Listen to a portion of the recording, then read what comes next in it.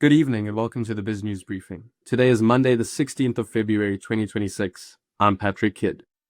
On tonight's show, Donald MacKay questions South Africa's proposed China trade framework. Bloomberg explores data centers in space.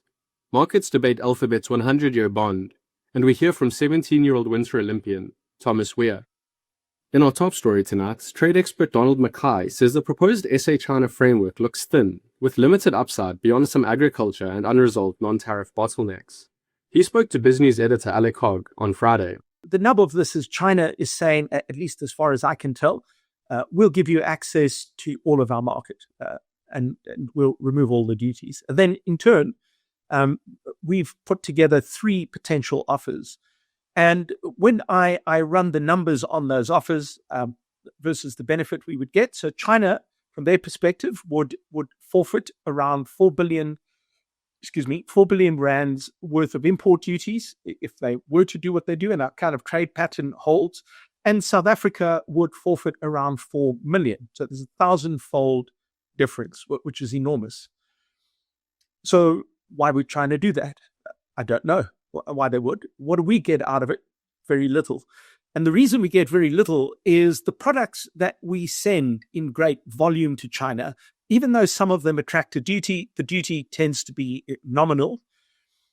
So think platinum, for example, which is an enormous export, iron ore, etc. There are small duties on these products, but those duties don't affect the trade. So I don't believe reducing those duties would see those volumes increase. And on the other hand, the concessions we are giving are on products where there's very little trade with China anyways. So it's on either side, there doesn't appear to be anything material. Now, for example, the one sector which I think could benefit would be agriculture. So agriculture is about the only thing where we could do better and where we have some constraints to that. But those constraints are typically not driven because of the import duties. They're driven by other non-tariff barriers. So, for example, a very complicated and difficult process to get different agricultural products approved within China for sale. China typically will only process a single product at a time from a country. So if we're kind of applying for blueberries, then we have to wait for blueberries to be approved before we can apply for chicken or whatever else. So the challenge we're going to have is even if the duties were taken off on all of these agricultural products, we may struggle. So for those products where we have been approved, removing the duties should benefit us without a doubt. So that could definitely be a good thing. Unequivocally, we shouldn't kind of look a gift horse in the mouth on that.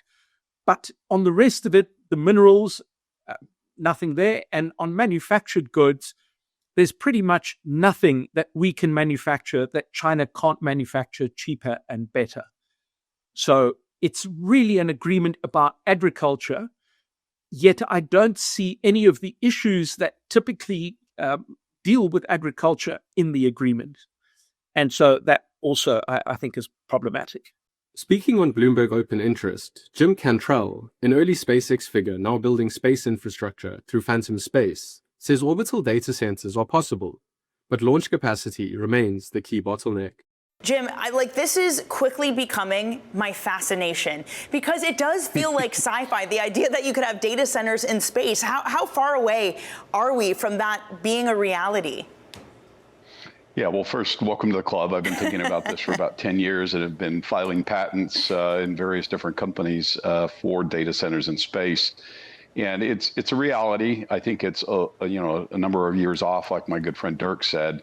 What we're doing at Phantom Space is the idea eventually of creating a space app store in space where our children, our grandchildren, billions of people around the world can run code from space, much like your iPhone, and create great value from that data that's generated in space. The others that you mentioned, Elon and so forth, are thinking about taking these big data centers and putting them into space because of the power and the environmental impact that lacks in space. And two different approaches and two different results. And I think what you'll see is over the next 100 years, the space economy will be seen as a frontier, much like the New World was 500 years ago. And this is part of the infrastructure that we have to build out. So in building that infrastructure, what are the biggest bottlenecks? What are the biggest challenges you need to overcome? I'm guessing there might be some physics bottlenecks of actually getting things like data centers out in space, or maybe even building the space app store. What still needs to be worked out? Yeah, so if you talk about data centers on the Earth, they're megawatts, right? And to date, individual satellites can probably only produce kilowatts worth of data center power.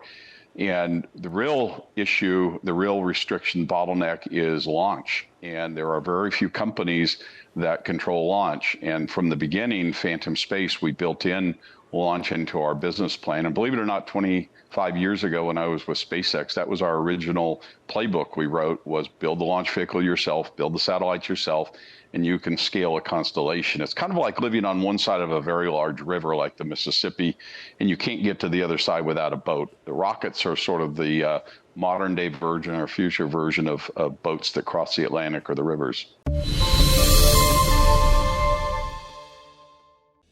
Finalizing your February tax planning? Jaltech's latest Section 12B solar investment offers taxpayers a tax deduction of up to 230%. In simple terms, for every rand invested, up to 1 rand can be deducted from your tax bill, while you continue to earn income from solar assets. This applies to both income tax and capital gains tax. Visit jaltech.co.za to find out more.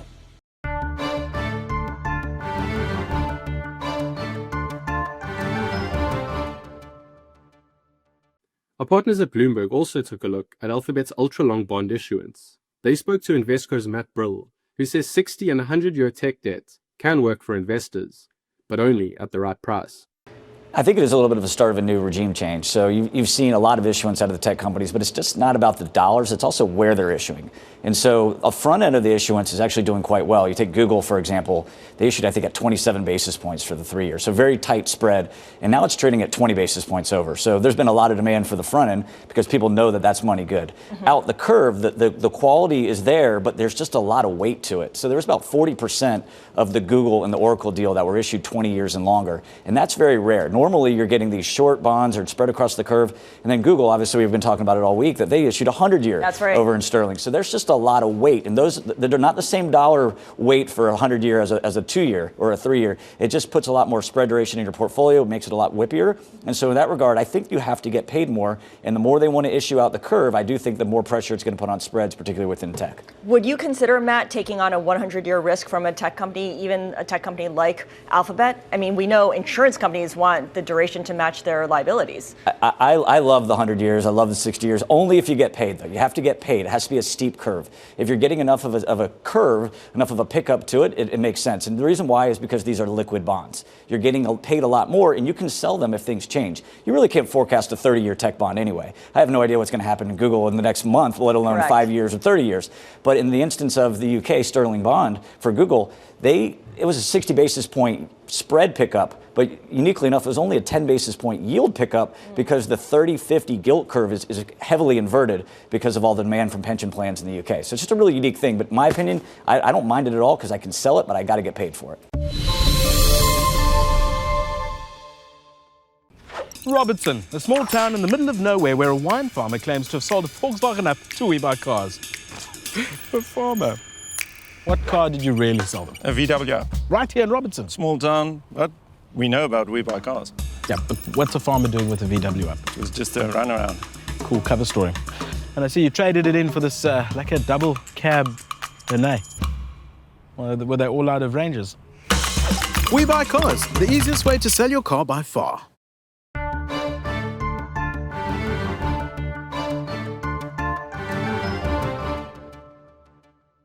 And closing out tonight's show, BizNews journalist Linda van Tilburg chatted to teen alpine skier Thomas Weir, part of South Africa's biggest ever Winter Olympics contingent.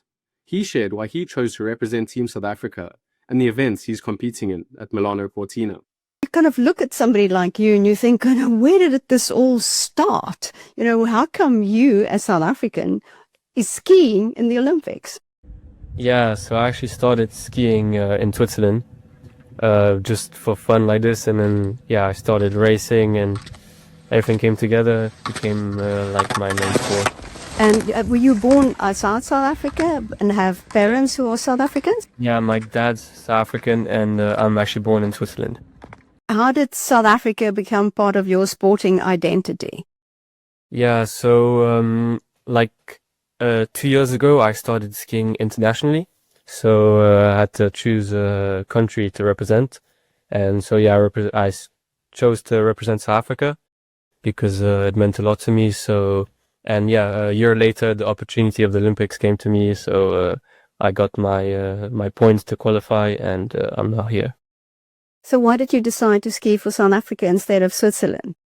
So I think South Africa has not a lot at all of representation in the winter sports, so it's just a great opportunity to represent a country that doesn't have much representation in that, and just so proud to represent South Africa. Yeah.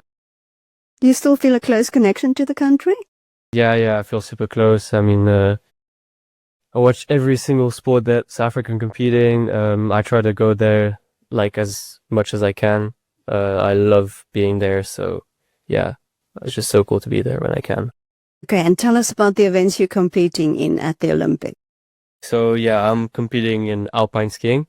So there's 4 disciplines, and I'm competing in 2, which are slalom and giant slalom. So slalom would be the slowest but most technical discipline. So shorter turns, less speed, but a lot of technical abilities that you need to have. And my second discipline is giant slalom, which is a bit quicker. So bigger turns, way more speed, and a bit less technical, but still more on the technical side. That's been tonight's BizNews Briefing. Thank you very much for watching. We'll see you tomorrow.